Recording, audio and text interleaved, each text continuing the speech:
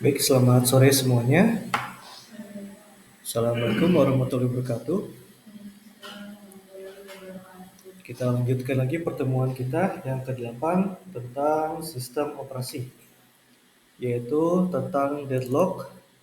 Tujuan pembelajarannya adalah satu, kita akan menjelaskan tentang pengenalan komputer. Untuk nomor satu, mengetahui tentang resource atau sumber daya deadlock. Kedua, menjelaskan kondisi sumber daya deadlock dan pemodelannya. Ketiga, mengetahui cara identifikasi dan pemulihannya. Dan keempat, mengetahui cara menghindari dan pencegahannya. Uraiannya, sistem komputer penuh dengan sumber daya yang hanya dapat digunakan oleh satu proses dalam satu waktu. Contoh umum termasuk printer, tape drive untuk backup data perusahaan, dan slot di tabel sistem internal. Memiliki dua proses secara bersamaan menulis ke printer mengarah ke dalam sistem. Memiliki dua proses yang menggunakan slot table sistem file yang sama akan selalu menyebabkan sistem file rusak. Akibatnya, semua sistem operasi memiliki kemampuan untuk sementara memberikan proses akses eksklusif ke sumber daya tertentu. Nah, jadi sebenarnya komputer kita ini mengakses printer sebenarnya hanya dalam satu kali dalam satu waktu. Nah, jadi karena prosesnya itu sangat cepat, jadi seolah-olah kita sambil ngeprint bisa, terus sambil eh, copy file juga bisa, terus sambil backup data juga bisa. Nah, kita ngelihatnya sekilas ini semuanya berjalan bersamaan. Tapi secara background itu sebenarnya mereka jalan satu-satu. Si prosesornya ini yang kita sebutkan di pertemuan sebelumnya, kita kan ada core-nya ada banyak. Jadi core yang kita ini misalkan dual core atau quad core atau octa core, jadi kan masing-masing core ini punya pekerjaan. Jadi misalkan core yang satu itu pekerjaannya dia membackup data perusahaan, terus yang core 2 itu printer, atau yang core 3 itu salin ke hard drive.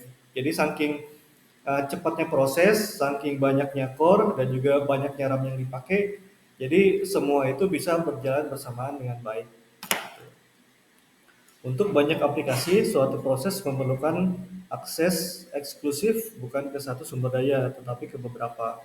Misalkan, anggaplah dua proses masing-masing ingin merekam dokumen yang dipindai pada disk. Kemudian proses A meminta izin untuk menggunakan pemindai yang diberikan. Kemudian proses B dijadwalkan berbeda dan membutuhkan perekam CD terlebih dahulu yang diberikan. Sekarang A meminta perekam CD, kemudian B ditangguhkan atau ditunda dulu. Nah, jadi dia bersamaan nih. Jadi dua-duanya itu digilir dulu prosesnya, enggak dua-duanya bisa akses satu CD yang sama. Nah, deadlock juga bisa terjadi antara mesin, misalkan banyak kantor memiliki jaringan lokal yang terhubung ke banyak komputer. Seringkali perangkat seperti scanner, kemudian untuk CD, printer, dan tape drive terhubung ke jaringan yang sumber dayanya itu diakses secara bersama-sama. Tersedia untuk semua pengguna di mesin manapun. Jadi contohnya ini misalkan di kantor kalian masing-masing, usernya kan ada banyak. Kayak misalkan saya di kebun raya, satu lantai kita itu tim IT semua nih. Terus printer sedangkan cuma ada satu. Nah, itu kalau semuanya diakses bersamaan dalam satu waktu dan nggak ada yang ngatur, itu bisa deadlock atau jalan buntu. Jadi nggak jalan tuh, stuck aja gitu. Nah, tapi karena kita punya prosesor yang canggih, mereka bisa ngatur. Jadi ketika kita pakainya mesin printer fotokopi misalkan, kan itu mesinnya gede tuh, ada yang bisa untuk scan-nya, ada untuk ngeprintnya. Jadi mesin ketika ada satu orang yang pakai untuk nge-scan, misalkan di bagian atasnya kan bisa dipakai scan tuh. Jadi mesin fotokopi yang canggih itu ketika kita mau scan, kalau komputer biasa kan atau printer biasa kita nge-scan itu kan satu-satu tuh. Satu buka, terus scan kedua buka. Kalau yang canggih itu bisa langsung satu, misalkan 50 lembar itu bisa sekaligus. Jadi contohnya misalkan kertas kayak gini, dia ada 50 lembar nih, cuma ini harus dibuka dulu, vektornya cabut dulu, dia otomatis nge-scan seluruh dokumen. Jadi kayak mesinnya itu ngambil satu-satu, narik satu-satu. Ya, jadi kertasnya ditumpuk satu, tinggal kita tombol scan all, langsung gue ketarik satu-satu nanti kesusun. Udah jadi file PDF. Nah, kalian udah coba belum nih di kantor masing-masing misalkan? Belum ya. Kalau di kantor saya dulu sempet kayak gitu tuh. Jadi ada satu mesin Konica Minolta yang kayak suka di fotokopi gitu. Cuma lebih advance lagi. Jadi ketika ada dokumen yang banyak nih di tim finance nih, misalkan ada pengarsipan. Finance itu kan data-datanya vital-vital juga ya. Jadi dari satu rim itu kalau ngerjain buat di scan manual kan, apalagi pakai printer scanner yang biasa kan satu-satu tuh bisa sehari semalam tuh baru beres. Tapi kalau udah ada mesin itu tinggal masukin, kita udah terima beres jadi satu file PDF udah pakai ya. Nah di kantornya. Jadi lebih mempercepat. Nah cuma kalau nggak ada prosesornya atau istilahnya manual, semuanya pengen akses bersamaan itu bisa terjadi proses yang namanya deadlock kalau di sistem operasi.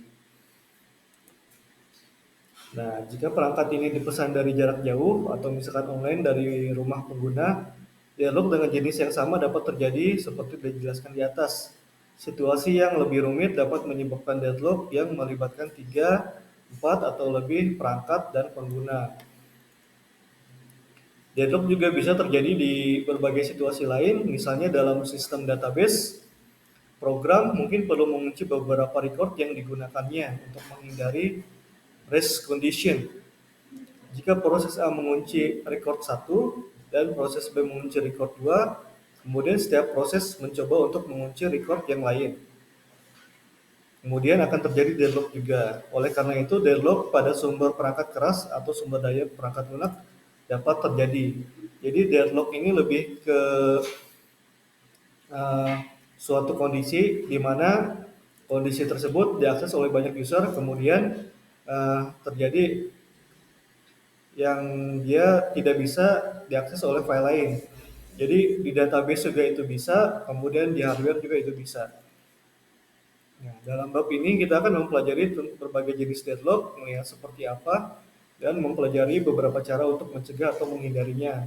Sementara deadlock ini terjadi dalam konteks sistem operasi, mereka juga terjadi dalam sistem basis data dan banyak konteks komputasi lainnya. Sehingga materi ini sebenarnya dapat diterapkan ke berbagai sistem yang bersaing. Banyak yang telah ditulis tentang deadlock, 2 biografi tentang masalah ini telah muncul di tinjauan sistem operasi dan juga ada di Newton 1979 dan Zobel 1983. Ini salah satu referensi yang udah lama juga ya. Meskipun biografi ini sangat tua, sebagian besar pekerjaan deadlock telah dilakukan dengan baik sebelum tahun 1980. Nah, jadi sebenarnya deadlock ini masalah klasik nih tahun 1980 ke bawah, di mana prosesor itu masih satu. Jadi kalau zaman dulu itu komputer kalau udah tugasnya ngitung kalkulator ya udah jadi kalkulator aja, nggak bisa sambil buka browser, nggak bisa sambil ngetik dokumen. Jadi saking jadulnya gitu ya prosesor pertama itu kalau kerja nggak bisa multitasking banyak-banyak, cuma satu doang.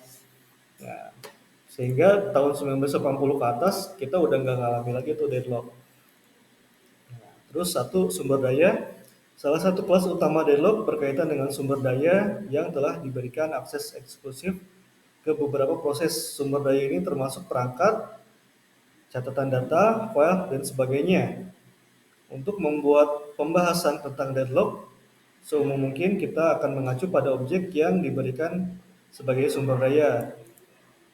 Aset dapat berupa perangkat keras, misalkan CD, informasi yang ada di database atau catatan. Komputer biasanya memiliki banyak sumber daya yang berbeda yang dapat diperoleh satu proses. Untuk beberapa aset, mungkin ada beberapa contoh identik yang tersedia, seperti 3 CD. Nah, kalau zaman sekarang mungkin deadlock itu udah nggak ke CD lagi ya. Jadi penerapan kalau contoh sekarang bisa jadi ketika kita ngerjain project bareng, misalkan di Git, di GitHub, atau di cloud. Nah, itu kan misalkan kita lagi ngerjain satu project Word nih. Kayak misalkan di yang tadi ada yang kerja sebagai content creator, terus pakai Google Drive misalkan. Google Drive-nya itu kan satu folder yang sama tuh, dipakai oleh seluruh tim, misalkan timnya ada 10 orang atau lebih.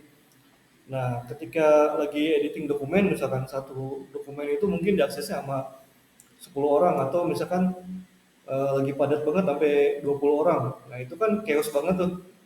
Yang ini ngedit ini mungkin bisa saling tuburkan tuh. Itu udah diatur dengan sistem operasi. Kalau di cloud berarti dia OS-nya udah cloud. Jadi udah ada prosesor yang ngatur masing-masing si user ini ngedit baris yang mana. Jadi nggak konflik. Nah, terus ada printable dan non-printable resource. Sumber daya terdiri dari dua jenis, dapat ditentukan sebelumnya dan tidak dapat ditentukan sebelumnya. Sumber daya pra-rilis adalah sumber daya yang dapat diambil dari proses yang memilikinya tanpa efek negatif.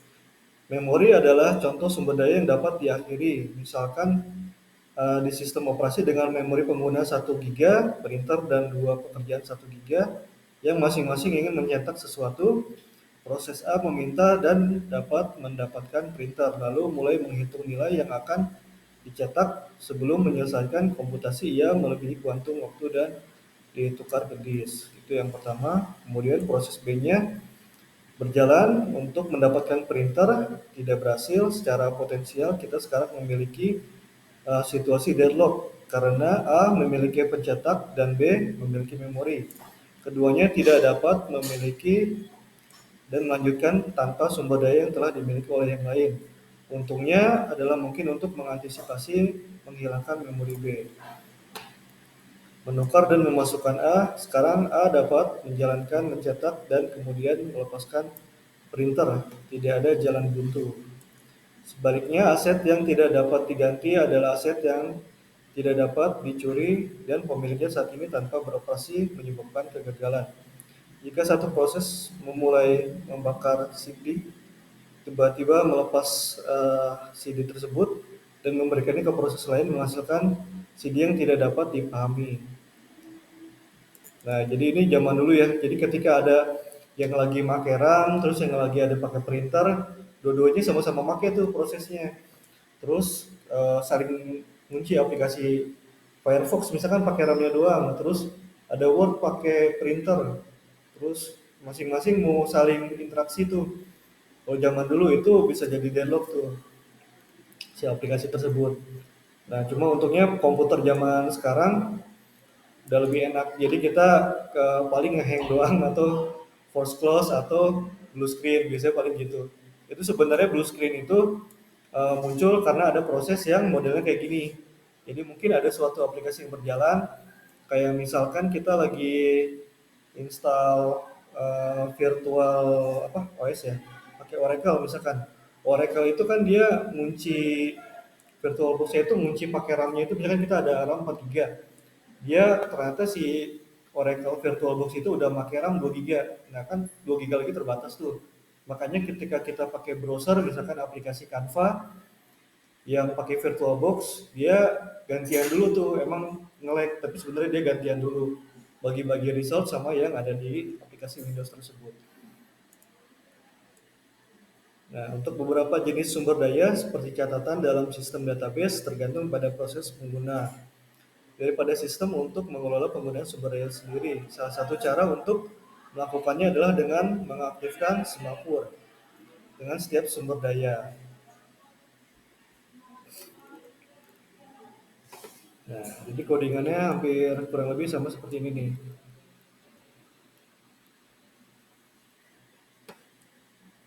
Nah, jadi kita mengenal sistem operasi itu mungkin baru interface-nya aja, tapi secara codingan dia seperti ini. Type def, init, semapur, dia menghasilkan 112, sini juga sama. Kemudian void dikosongkan prosesnya tersebut, diturunkan resource-nya, use both resource, up resource 2 dan resource 1.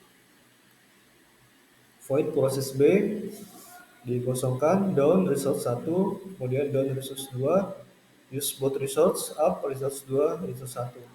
Nah, jadi sebenarnya apa yang terjadi di prosesor itu kurang lebih seperti gini, jadi codingannya. Jadi dia diturunkan dulu resource ketika tadi yang pakai, kemudian dipakai lagi resource yang tadi, dua-duanya. Nah, terkadang proses membutuhkan dua atau lebih resource atau sumber daya, mereka dapat diperoleh secara berurutan atau gantian.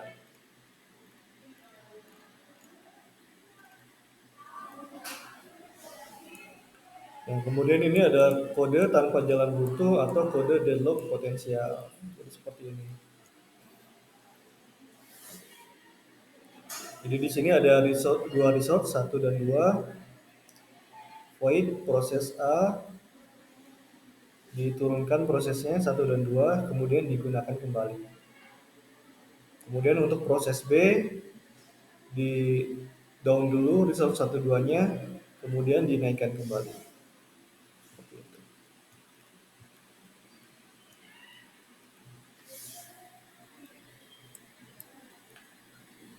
Deadlock secara formal dapat diidentifikasikan sebagai berikut. Sekumpulan proses mengalami deadlock jika setiap proses dalam rangkaian menunggu kejadian yang hanya dapat disebabkan oleh proses lain dalam rangkaian tersebut. Karena semua proses menunggu, tidak ada satupun proses yang akan menyebabkan peristiwa apapun yang dapat membangunkan bagian lain dari kumpulan proses tersebut. Nah, kemudian ada single thread, tidak ada interupsi yang memungkinkan untuk mengaktifkan kembali proses yang diblokir. Kondisi tanpa interupsi diperlukan untuk mencegah proses yang diblokir agar tidak dibangunkan oleh alarm dan dengan demikian menyebabkan peristiwa yang melepaskan proses lain di set. Kondisi sumber daya deadlock, ini ada referensi dari Kaufman tahun 1971 menunjukkan bahwa 4 kondisi harus ada agar ada deadlock atau sumber daya. Satu, kondisi saling mengucilkan. Setiap sumber daya saat ini hanya ditugaskan ke satu proses atau tersedia. Kedua, kondisi menunggu dan menunggu. Proses yang saat ini berisi sumber daya yang akan diberikan sebelumnya mungkin memerlukan sumber daya baru. Tiga, kondisi non-preemption. Sumber daya yang dialokasikan sebelumnya tidak dapat secara paksa dihapus dari suatu proses, mereka harus secara eksplisit dilepaskan oleh proses yang menahannya. Keempat, kondisi menunggu melingkar. Harus ada daftar melingkar dari dua atau lebih proses yang masing-masing menunggu sumber daya yang dipegang oleh rantai berikutnya. Nah, jadi penerapan deadlock ini sebenarnya bisa masuk ke web programming juga. Jadi ketika kita mengakses satu database tersebut usernya itu bisa menyebabkan deadlock juga. Jadi ketika kita bikin satu database yang contoh umumnya seperti flash sale misalkan. Ketika kita buka satu database flash sale yang akan dibeli oleh barang tersebut, tapi usernya ada banyak, misalkan ada 1000 user. Nah, itu bisa pakai banyak resource tuh, makanya server kan bisa down juga. Jadi kondisinya misalkan satu, ada kondisi yang uh, pakai sumber daya tersebut, atau usernya juga ada yang menunggu proses tersebut. Jadi kalau pakai PHP misalkan ada yang akses database, jadi si user tersebut dikunci aksesnya untuk satu user tersebut, dan user lain menunggu ketika udah dibuka lognya tersebut baru bisa mengakses lagi. Kemudian ada juga kondisi yang harus di reset dulu, dan juga ada kondisi yang menunggu melingkar, jadi ada antriannya. Keempat, kondisi ini harus ada agar terjadi deadlock sumber daya. Jika salah satunya tidak ada deadlock sumber daya yang mungkin terjadi.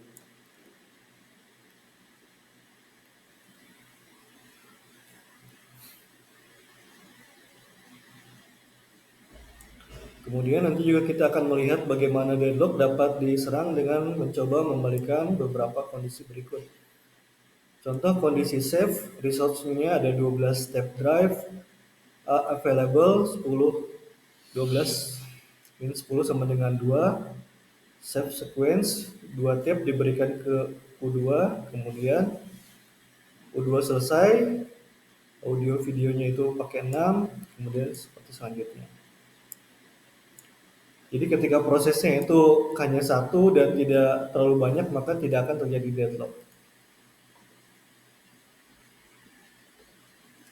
Contoh kondisi unsafe-nya, resource-nya itu ada 12 step drive, available 12-11 itu sama dengan 1. Terdapat satu tab drive yang available sehingga dapat terjadi deadlock ketika nanti ada aplikasi yang butuh aplikasi dari lebih dari satu tab seperti itu.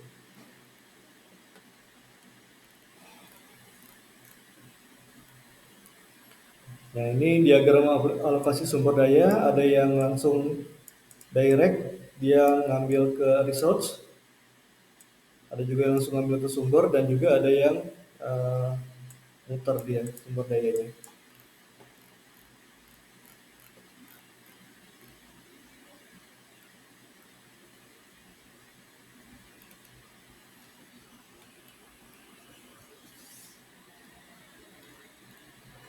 Kemudian ini merupakan contoh bagaimana deadlock terjadi dan bagaimana cara menghindarinya. Di sini ada request R, request S, release R, dan release S. Kemudian ada 1A request R, 2B request S, C request T, A request S, B request T, dan C request R. Kemudian deadlock.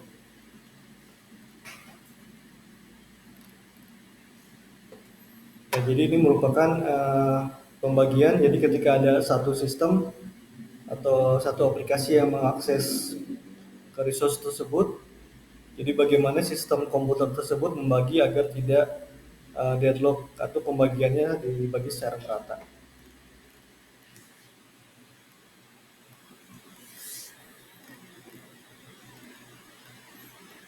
Kemudian juga ada ostrich algorithm. Pendekatan paling sederhana adalah ostrich algorithm, menaruh kepala di pasir dan anggaplah tidak ada masalah. Orang-orang bereaksi terhadap strategi ini dengan cara yang berbeda. Matematika, para ahli matematika merasa tidak dapat menerima bahwa deadlock harus dicegah sama sekali. Kita coba cek dulu. Kemudian juga ada deteksi dan pemulihan deadlock. Teknik kedua adalah deteksi dan pemulihan. Ketika teknik ini digunakan, sistem tidak berusaha mencegah terjadinya deadlock. Alih-alih ini membiarkan terjadi, mencoba mendeteksi kapan itu terjadi dan mengambil tindakan.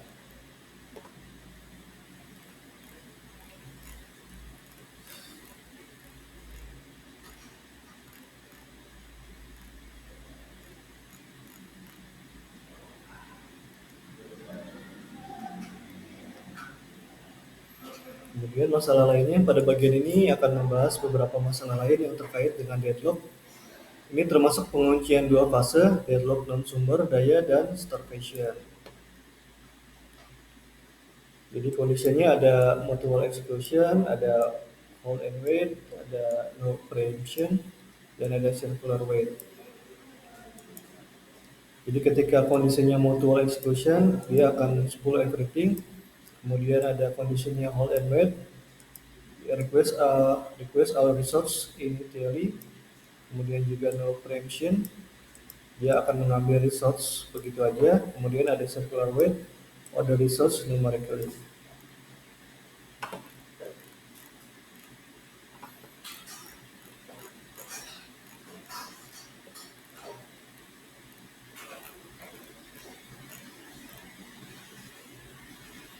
Kemudian ada ringkasan, deadlock adalah masalah potensial di sistem operasi apapun. Terjadi ketika semua anggota dari serangkaian proses diblokir, menunggu acara yang dapat hanya diselesaikan oleh anggota lain dari set yang sama.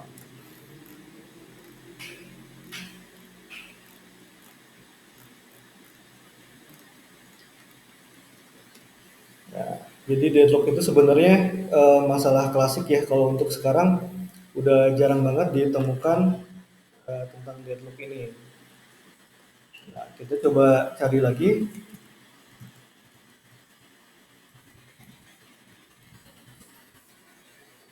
Materi lainnya, deadlock sistem operasi.